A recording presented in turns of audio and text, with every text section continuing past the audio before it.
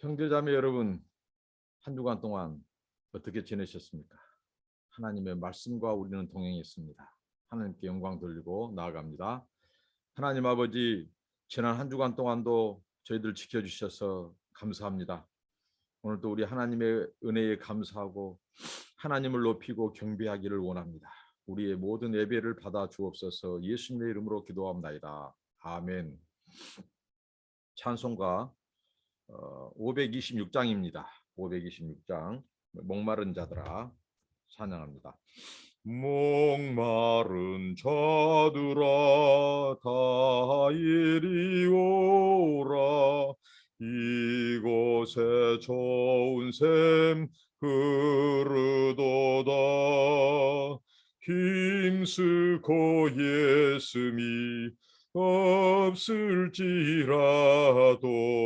이 샘에 오면 다 마시겠네. 이 샘에 나는 물 강같이 흘러 온 천하 만국에 다 통하네. 빈부나 기천이 분별이 없이 다 와서 싣고 또 마시겠네. 신기한 샘물을 마신 자마다 목 다시 가라지 아니하고 속에서 솟아나 생수가 되어 영원히 솟아늘 풍성하리. 이 샘의 이름은 생명의 샘물, 저수정 빛같이 늘 막도다. 어린 양 보좌가 근원이 되어 새 생명 수샘이 늘 그치잖네. 아멘. 하나님의 말씀은 신약성경 야고보서 5장입니다. 오늘 마지막 대단원입니다. 야고보서 5장 13절부터 20절 말씀까지 한 절 한 절씩 살펴보면서 말씀 묵상을 은혜를 나누고자 합니다. 13절에 야고보 사도가 이런 권면을 합니다. 오늘 이 본문은 특별히 야고보 사도가 앞선 본문들 1장부터 5장 12절까지 그 앞선 본문들과 오늘 마지막 본문이 크게 연관성이 없게 보이거나 약하게 보입니다.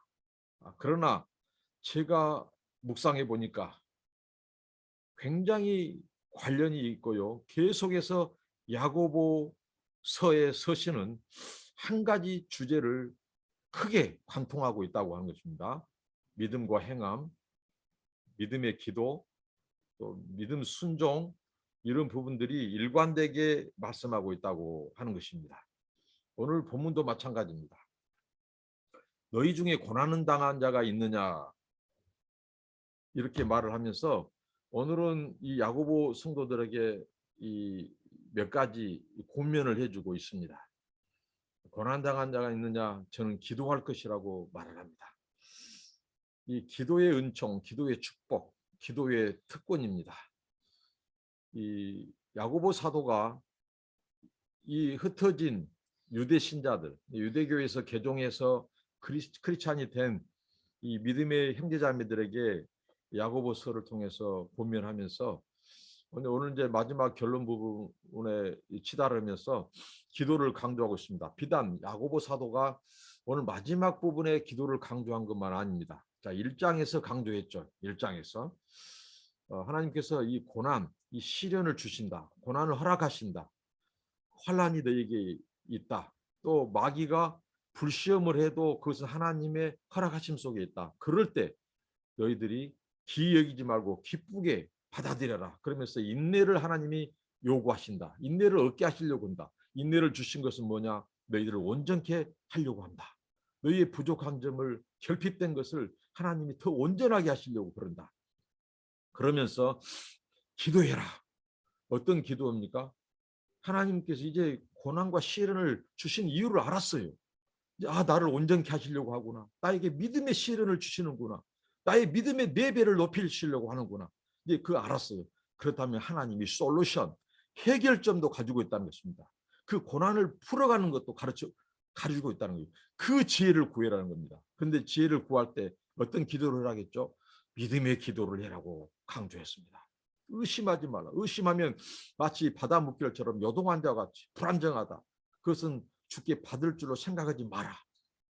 정함이 없는 기도다. 흔들리는 것이다. 그래서 믿음의 기도를 통해서 지혜를 구해라 했죠. 근데 오늘 또 마지막 이제 고민하기를 너희 중에 고난당한 자가 있느냐. 저는 기도하라고 말을 합니다. 역시 이 기도도 계속해서 강조하기는 믿음의 기도입니다. 야고보 사도는 행함을 강조한 것처럼 보입니다. 그러나 그는 믿음도 강조했습니다. 그가 강조한 믿음과 행함은 결코 나누어질 수 없다는 이 기독교의 핵심 진리를 다루고 있습니다. 그래서 기도하라고 가는 기도. 여러분, 우리가 고난을 이길 수 있는 것, 그것은 우리 예수님께서 말씀했죠. 기도 외에는 이런 유가 나갈 수 없다. 기도. 정말 우리 하나님께서 기도를 주신 것이 얼마나 은혜고 감사한지. 우리는 고난의 연속입니다. 가정마다 사람마다 기도 제목이 없는 사람이 없어요.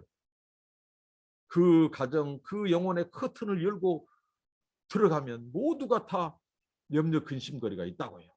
기도 제목이 있다는 말은 하나님이 우리를 사랑한다는 말입니다. 하나님 앞에 나오게 하시려고 하나님을 의지하게 만들고 우리의 믿음의 시련을 주시는 거죠.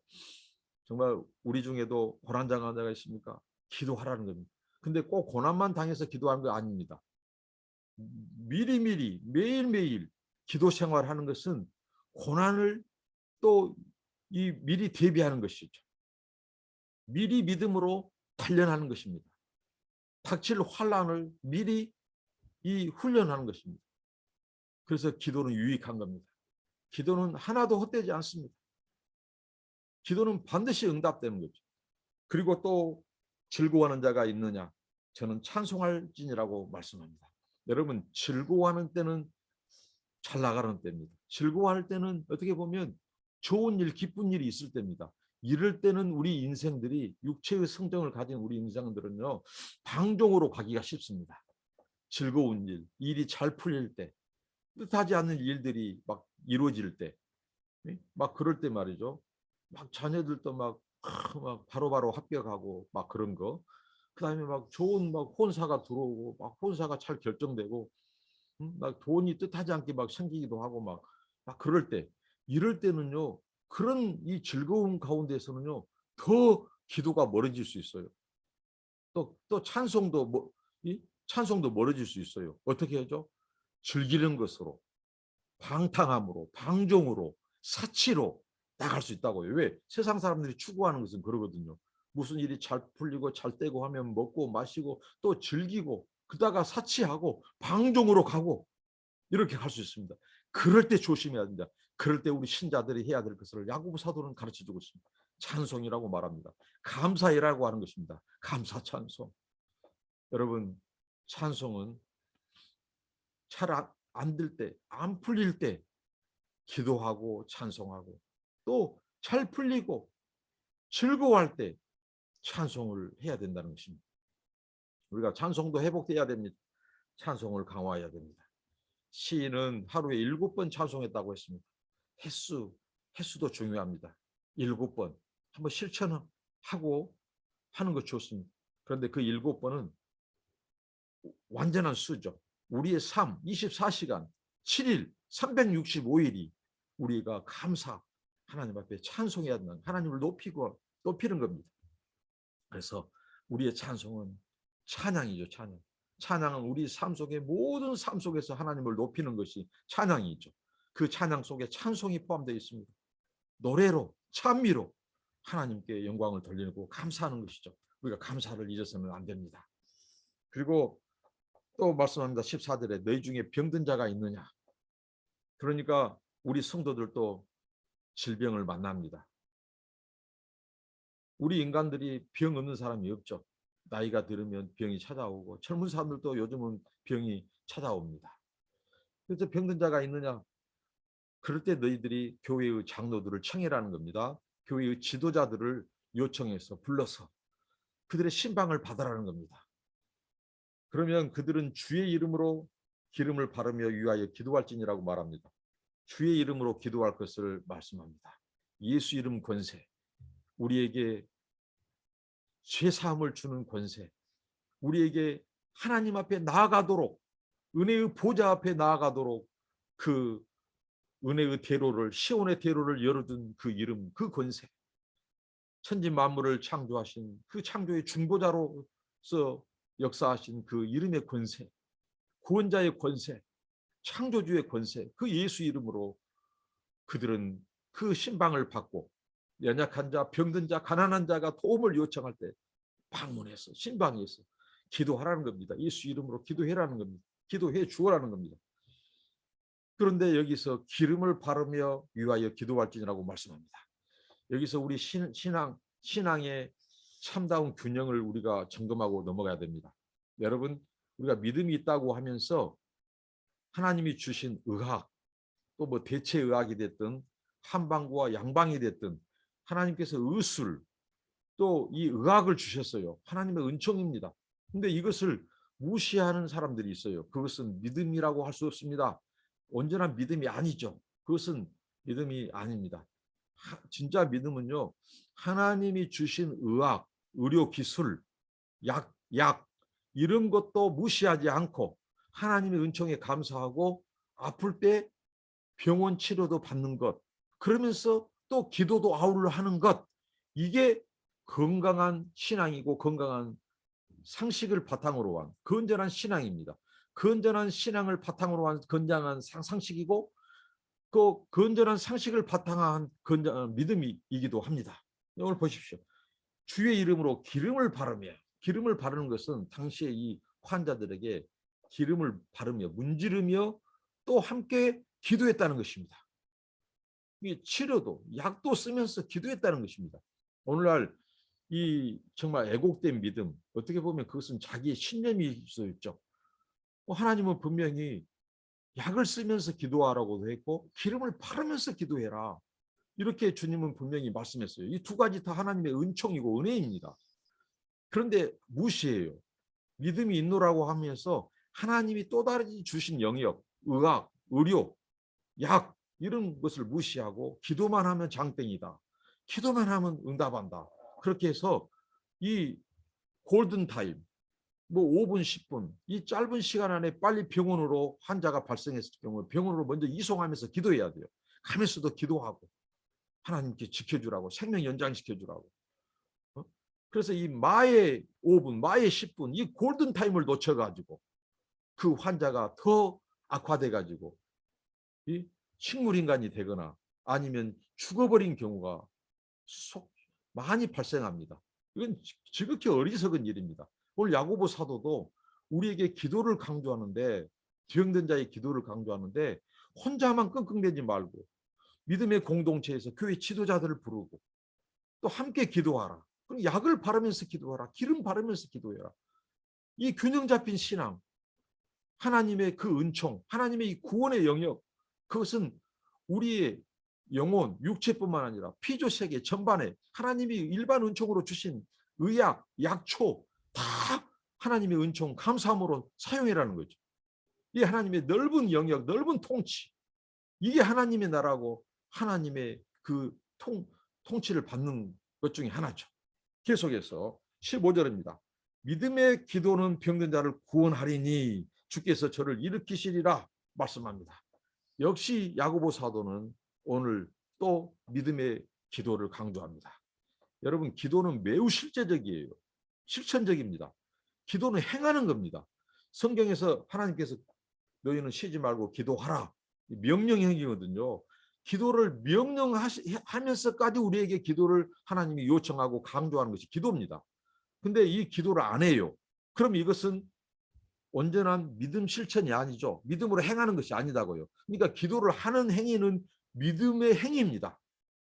또 믿는 자가 기도해요. 그런데 야고보 사도는 이것 역시 믿음의 기도를 강조합니다. 그러니까 오늘 본문도 이 앞의 본문과 상관없는 얘기가 아니에요.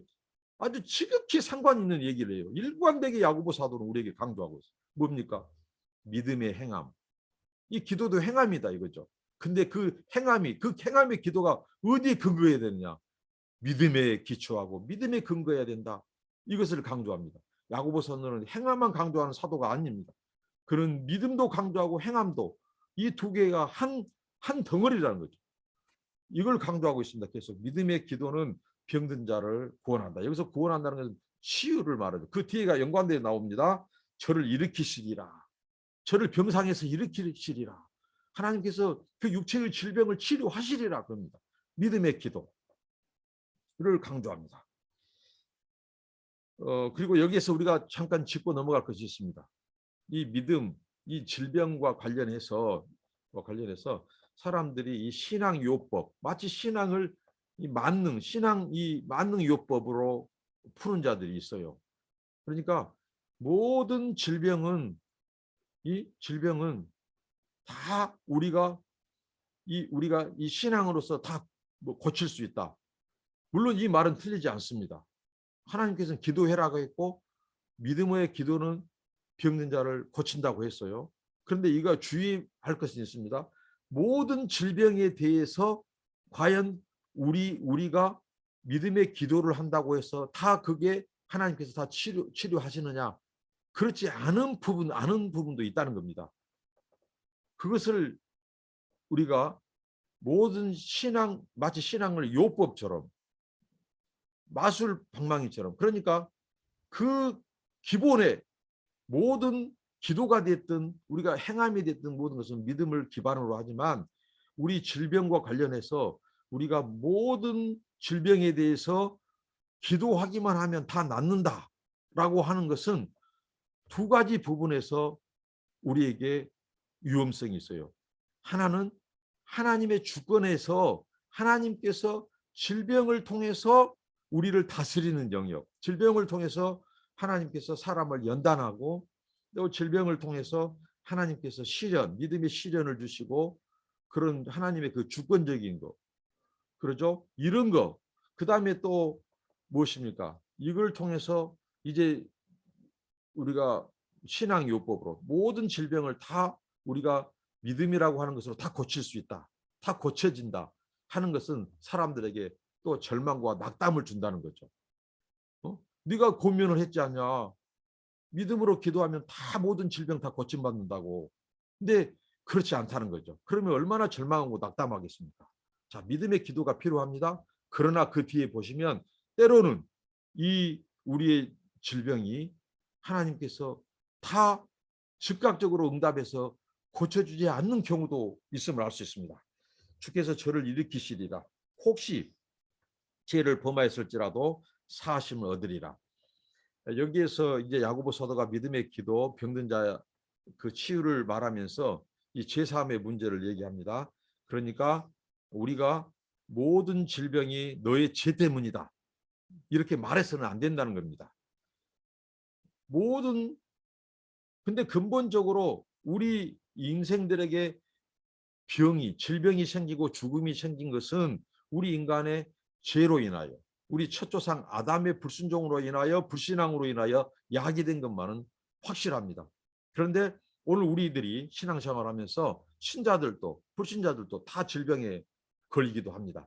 그럴 때 모든 질병을 하나님 죄 때문이다. 너의 죄 때문이다. 이렇게 치부하는 것은 어리석은 것이고 이것은 애곡되는 것입니다. 그런데 죄를 범하실지라도 사하심을 얻으리라. 이 말씀 무슨 말씀입니까? 하나님께서 때로는 그 사람의 이 죄로 인하여 주신 징계로서의 이 질병도 있다는 것입니다. 그래서 고린도서에서 사도 바울은 그 교회 안에 믿는 자 안에 많은 자들이 많은 질병을 가지고 있다. 이런 표현을 쓰고 있습니다. 이것으로 볼 때 이 질병 속에는 하나님께서 깨닫게 하시려고, 회개하게 하시려고, 죄에서 돌이키게 하시려고, 죄악에서 떠나게 하시려고 하나님께서 이런 징계로서 하나님이 돌이키게 하시려고 하나님께서 질병을 허락하신 경우도 있다는 겁니다. 그런 경우에 어떻게 해야 되겠습니까? 분명히 회개해야 되죠. 저 같은 경우는 그렇습니다. 제가 몸이 아프거나 우리 자녀들이 아플 때 다는 아니다 할지라도 벌써 그것을 가지고 내 자신을 돌아보고 회개할 거리를 찾습니다. 내가 하나님 앞에 내가 득지한 것이 없는가? 하나님이 내 죄 때문에 나를 깨닫게 하시려고 내 자녀에게 또 나에게 이런 질병을 허락하지 않는가? 돌이키고 찾아서 작은 것까지도 회개합니다. 이게 우리 성도들, 신자들에게 자세가 필요합니다. 그러나 모든 것이 다 질병이 다 그 사람의 죄 때문이다. 이것 아니라는 것이죠. 그리고 예수님께서도 그랬죠. 미치의 삶을 받았느니라. 그것은 굉장히 예수님께서 아주 정말 의도하신 그런 것이 있죠. 제3의 권세가 인자, 바로 하나님의 메시아로 오신, 하나님의 통치자 왕으로 오신 그 예수 그리스도가 하나님의 나라, 이런 마귀의 권세보다 더 큰, 질병의 권세보다 더 큰 자가 와서 너희들을 치유한다. 그러니까 하나님의 온전한 통치, 샬롬의 나라가 임했다. 하나님의 나라가 임했다. 그 메시아, 그 왕이 바로 나다. 제3의 권세가 하나님께 있고 하나님이 그 권세를 나에게 주셨다. 나는 하나님의 권세, 하나님의 왕으로서 지금 천국을 선포한다. 천국의 복음을 선포한다. 이것을 말씀하실 때 예수님께서 네 죄사함을 받으니라. 너 모든 질병의 근원이 인간들이 하나님의 분리, 하나님을 떠난 죄로부터 말미암았다. 근데 그 죄 문제를 해결한 메시아가 바로 나다. 예수님께서 그걸 드라마로 보여주는 것이 죄사함이고 병고침이었습니다. 그리고 계속해서 야고보 사도가 16절에 말합니다. 이러므로 너희 죄를 서로 고하며 병 낫기를 위하여 서로 기도하라. 의인의 간구는 역사하는 힘이 많으니라 말을 합니다. 이러므로 앞에 이 구절들을 봤습니다. 이러므로 믿음의 기도는 병든 자를 일으키고 고침으로, 그리고 너희가 죄를 범하실지라도 너희들이 기도하면 하나님께서 사하신다. 그러므로 너희는 서로 죄를 고해라는 것입니다. 이것은 우리 하나님께서 이렇게 말씀했죠. 너와 사람과 너희들과 내 사이를 가로막는 것은 뭐죠? 죄가 사이를 내었다고 말합니다. 그리고 죄를 품고 하는 기도는 하나님이 듣지 아니하리라고 말씀했습니다.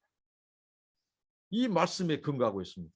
우리가 무슨 원한을 갖고 있고 복수심을 갖고 있고 증오하고 미워하고 말이죠. 그 다음에 우리가 또 행함으로써 지은 죄들, 실천하지 않는 죄들, 이런 죄들을 품고 만약에 기도한다. 그럼 어떻게 되죠? 그 기도를 하나님께서 듣지 않는다는 거죠. 자, 지금 병든 자를 놓고 기도하는데 먼저 하나님께서 우리로 하여금 먼저 너희 자신들을 살펴라. 너희 안에 있는 죄가 있는가를 살펴라는 겁니다. 이것은 무엇일까요? 하나님께서 오늘 야고보 사도를 주신 말씀은 뭐냐면 우리 하나님은 거룩하신 하나님, 죄가 없으시고 죄를 모르신 하나님, 그 거룩하신 하나님 앞에 나가는 것. 우리가 예수 그리스도를 통하여 죄사함 받고 은혜의 보좌 앞에 나아갈 수 있어요. 우리가 직접 기도할 수 있어요. 여기서 너희들이 서로 죄를 고해라 했을 때 이 캐톨릭이 이 말씀을 가지고 애국하고 있다는 겁니다. 무엇이요? 종부성사. 죽기 전에 사람들이 의식을 행해서 말이죠. 막 그런 거. 그 다음에 또 고해성사. 신부나 사제 앞에서 죄를 고백하도록 하는 것. 이것은 이 야고보서를 잘못 애국하는 겁니다. 이것은 공동체 안에서 이 죄를 서로 고하고 기도하라는 것은 고해성사의 그 메뉴로 쓰라고 하는 것이 아닙니다. 하나님 앞에 우리 자신들이 직접, 이게 성경의 많은 제사장, 소위 말하는 우리가 종교교육을 통해서 모든 믿는 자들이 하나님의 보좌에 나갈 수 있습니다. 무슨 목사나 신부 사제를 통해서 기도하는 거 아니에요. 우리 죄를 고백하는 거 아니에요. 내가 직접 예수 그리스도 이름으로 그분 앞에 기도할 수 있고 우리 요청할 수 있어요. 그래서 이것은 오히려 개신교의 만인 제사장, 누구나 다 하나님 앞에 제사장으로서 나가는 거예요. 이것을 뒷받침하는 구절이 될지언정 이 캐톨릭 로마 교회의 그 고해 성사를 정당화하지는 않는다는 것이죠. 이 야고보 사도 가르침이. 그래서 우리가 기도할 때 우리를 살피고 죄를 회개하고 나아가는 것. 서로 죄를 고해라는 거예요. 그러면 어떤 겁니까? 이 말은 서로 죄를 고한다는 말은 서로 용서하라는 겁니다. 서로 용서할 것 용서하고 서로 이 무엇입니까? 덮고, 이거 무조건 뭐 죄를 덮으라는 것은 아니고 이것을 연약한 부분을 품고 용서하고 하나님 앞에 그걸 놓고 같이 기도로 나아가는 겁니다. 그게 믿음의 기도다. 병든 자들을 위한 기도를 하면서 앞서서 기도할 것이 너희들의 죄를 고백하는 것이다.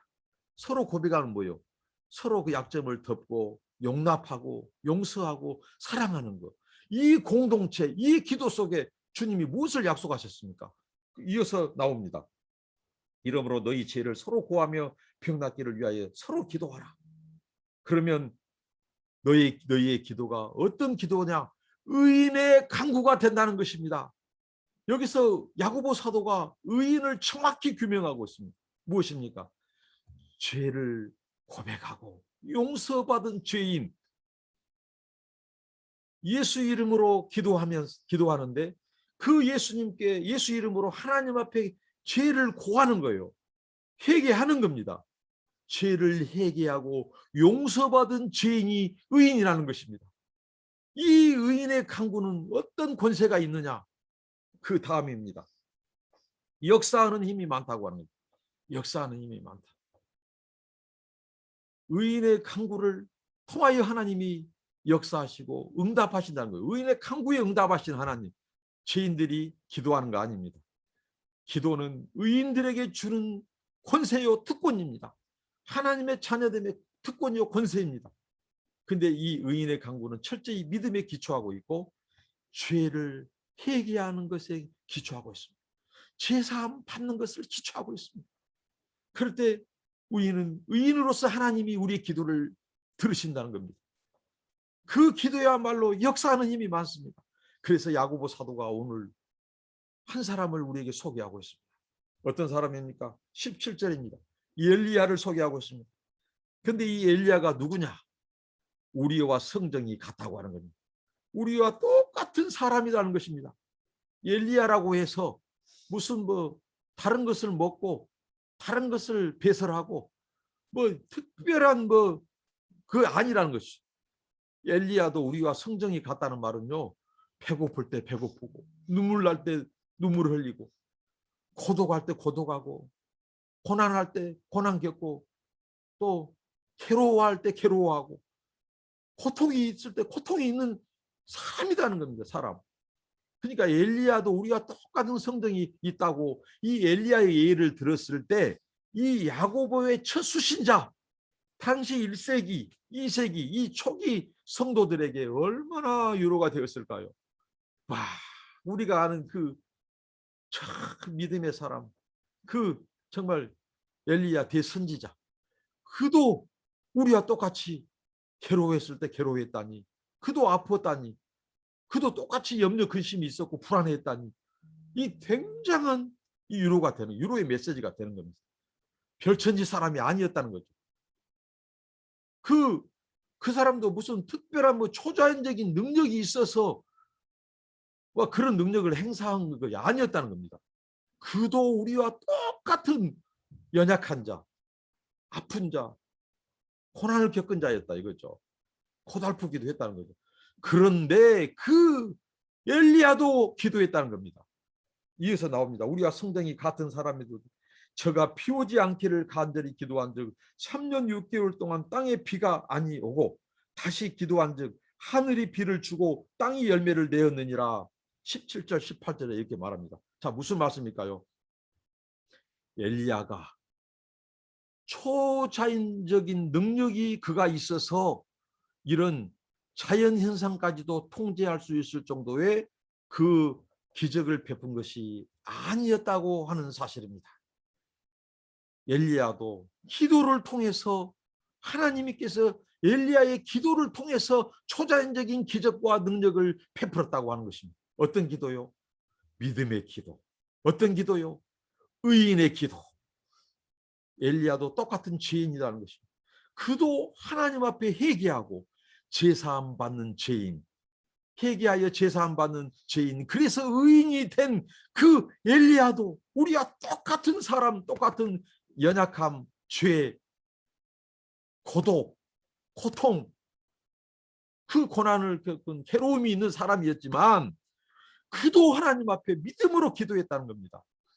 그럴 때 하나님께서 3년 6개월 동안 그가 기도한 즉 하나님께서 3년 6개월 동안 하늘문을 닫아버려요.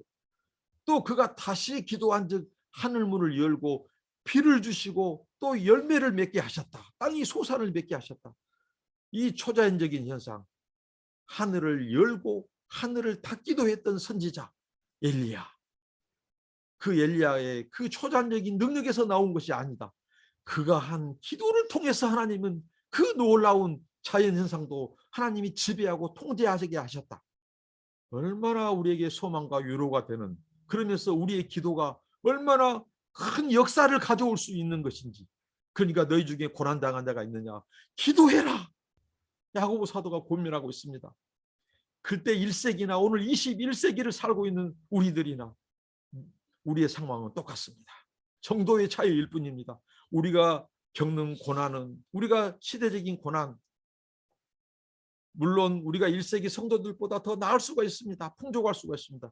그러나 이 우리가 당하는 고통, 그것은 다 정도의 차이일 뿐이지 아픔, 괴로움은 똑같습니다. 이럴 때 우리가 할 수 있는 것은 믿음의 기도입니다. 병든 자가 있으면 같이 기도하는 겁니다. 믿음의 간구입니다. 의인의 간구입니다. 그러면서 기억할 것, 바로 이 엘리야처럼 우리의 기도를 통해서 역사하신 하나님. 그런데 그 기도는 회개한 죄인, 의인의 간구가 역사하는 권능이 더 크고 강력하다는 것입니다. 기도는 모든 만물을 다 변화시킵니다. 모든 환경을 다 바꿉니다. 기도가 이깁니다. 기도가 역사하는 큰 권능과 기적을 가져옵니다. 그 기도는 믿음의 기도여야 되고, 회개, 우리 죄를 반드시 회개하고 우리가 거룩한 마음으로 서로 용서하고 품고 하는 그 기도가 권능이 있다는 것입니다. 그러면서 19절 20절입니다. 내 형제들아, 야고보 사도의 이 권면, 어쩔 때는 부한 자들아 하고 경고를 할 때는 굉장한 그 야고보 사도가 상기되어서 그 엄중한 경고를 했습니다. 그러나 그는 틈틈이 내 형제들아, 끊임없이 당시 흩어진 유대교 신자, 이 회개한 신자들, 그 초대교회 이 그리스도인들에게 내 형제들아, 애틋한 사랑, 그의 권면은 사랑에 기초했습니다. 하나님의 인자와 은혜와 자비에 기초한 권면을 했습니다. 내 형제들아, 얼마나 따뜻한 권면이고 위로의 권면이겠습니까? 내 형제들아, 너희 중에 미혹하여 진리를 떠난 자를 누가 돌아서게 하면, 당시에 미혹한 성도들이 많이 있었다는 거죠. 기독교 역사를 두고 어떻게 보면 기독교 역사는, 교회사는요, 미혹의 역사입니다. 진리의 변증의 역사도 되지만 미혹의 역사도 됩니다. 왜 그러냐면 초기부터 지금까지도 계속해서 사탄의 집요한 미혹은 계속됩니다. 무엇으로 미혹합니까? 이 잘못된 이 가르침들이 있죠. 당시에 무슨 영지주의자들을 비롯해서 또 무엇입니까? 이교도들의 그 신비로운 사상들, 이교의 철학들, 신비로운 사상들 말이죠. 막 이런 거 잘못된 이단 교리들, 이것들이 초대교회부터 지금까지 신천지뿐만 아니라 사이비까지 여러 미혹된 것들이 진리에서 떠나도록 한 것이 많다는 거죠. 특히 이 잘못된 이 가르침들, 거짓 교리, 거짓 가르침들, 거짓 선생들의 출현, 이게 전반적으로 신학의 많은 서신서에서 등장하고 있죠. 그러니까 사탄이 결국은 우리 인생들로 하여금 구원 못 받게 하려고 하는 겁니다. 하나님으로부터 떠나게 만든 겁니다. 그리고 하나님으로 못 돌아오게 만듭니다. 돌아왔더라도 다시 떠나게 만듭니다. 이게 미혹입니다. 미혹이라고 하는 원어적인 뜻은 헤매게 만드는, 헤매게. 영혼을 헤매게 만들어요. 무엇으로 헤매게 합니까? 거짓 교리, 거짓 사상, 거짓 가르침. 근데 누가 그거 한다고요? 거짓 선생들, 거짓 사도들. 이들이 주님의 교회를 어지럽힌다는 거죠. 다른 진리, 다른 복음, 섞여진 복음을 가지고 인생들을 이렇게, 특히 믿음의 신자들을 미혹해요. 헤매게 만든 거예요. 그런 자들이 있다는 거죠. 너희 중에 미혹하여 진리를 떠난 자를 누가 돌아서게 하면, 이들의 공통점이 있죠. 진리를 떠나게 한다는 거죠. 사탄이 미혹하는 것은 거짓 교리와 이방 종교, 이방의 신비 사상, 거짓 철학, 이교 철학, 이런 것들을 통해서 미혹하는 것은 진리로부터 떠나게 만드는 거예요. 진리를 구부리게 만들고 왜곡시킨 겁니다. 오늘 우리 한국 기독교에서 최대의 지금 큰 문제는 뭐냐? 하나님의 진리가 힘을 발휘하지 못하고 있습니다. 진리의 복음이 권세가 땅에 떨어지고 힘이 없어요. 힘이. 그리고 무엇이 그 자리를 차지한 줄 압니까? 이념입니다. 극우 이념입니다.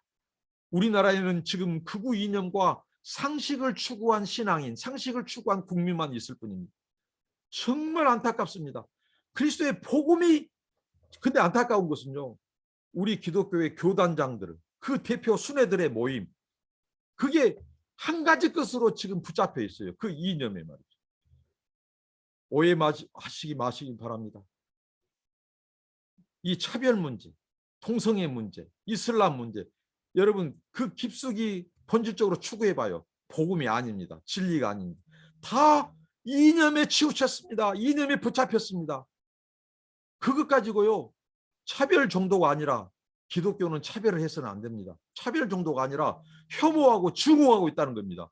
그들을 아예 죄인 취급해버려요. 구원받지 못할 자들로, 상종하지 못할 자들로. 복음은 어디에 있습니까? 기독교 진리가 설 땅이 어디에 있습니까? 그런 자들을 해결케 하고 미혹에서 돌이키게 하는 것이 복음이고 진리해야 된다는 것입니다.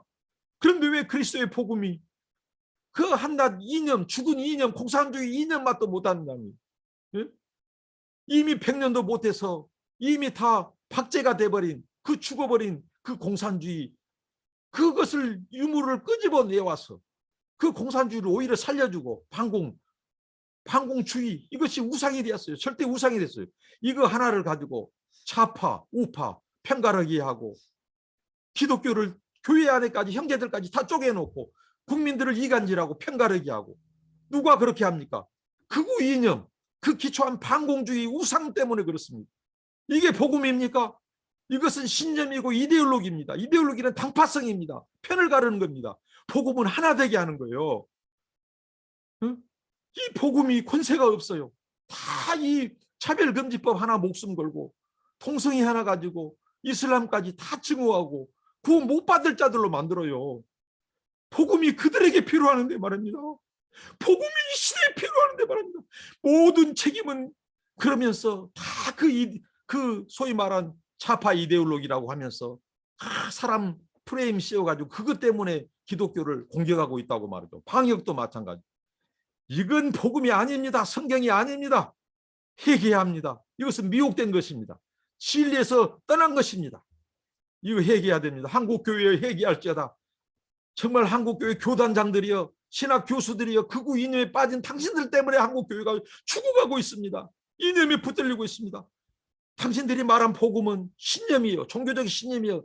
그것은 당신들의 이념 때문에 그 정당화하기 위해서 이데올로기로 하나님의 말씀과 하나님을 이용하는 거예요. 어제 야고보 사도가 말했지 않습니까? 거짓 맹세라고, 하나님의 이름을 도용하고 과대 남용한 것이라고. 정말 이것은 기독교의 복음이 아니에요. 기독교의 복음은 오히려 그 동성애자들, 이슬람, 그들에게 더 필요합니다. 그들을 무엇으로 구원한단 말입니까? 그런데 왜 차별 그것으로 이데올로기가 더 씌워가지고 이게 좌파 이데올로기입니까? 천만의 말씀입니다. 그래서 영국을 비롯한 유럽 교회들이 이렇게 몰락하는 것은 이런 이데올로기 때문에 망했다고. 천만의 말씀입니다. 하나님의 말씀을 버렸고 하나님을 떠났고 쾌락을 추구했고 탐욕으로 갔고 정욕을 추구했고 그게 유럽의 기독교를 망하게 근본인다고요. 근데 왜 그런 예부에 그런 화살을 돌립니까? 우리 기독교인들이 잘못해놓고 하나님 말씀 떠났고 이성주의, 계몽주의 타협하고, 예? 그러면서 성경의 절대 진리를 무너뜨렸고, 그러면서 쾌락을 추구하고 탐욕적으로 가고 정욕을 추구했던 그 유럽 기독교인들의 그 타락은 말하지 않고, 그 동성애 때문에 망했다고. 말도 안 되는 소리입니다. 오늘 이성애가 더 문제예요. 교회 안에, 성가대 안에 얼마나 음란한 것들이 많습니까? 응?